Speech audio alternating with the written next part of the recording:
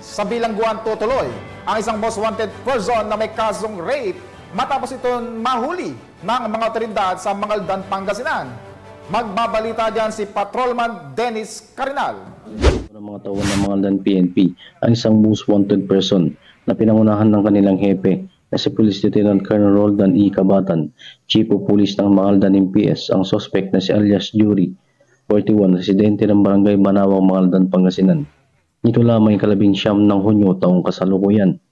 Dakong alas 6:20 ng hapon ng maresto ang suspect sa bisa ng warrant of arrest sa kasong rape na nilagdahan ng Honorable Caridad Villegas Galvis, Presiding Judge RTC 1st Judicial Region Branch 43, Dagupan City, Pangasinan at walang rekomendadong piyansa.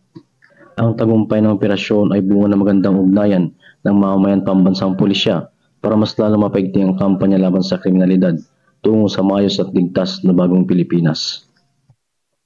Mula dito sa Picadillo, Ilocos Region, ako po ang inyong Police News Network Correspondent, Patrolman Dennis Carinal, alagad ng batas, tagataguyod ng Balitang Pulis.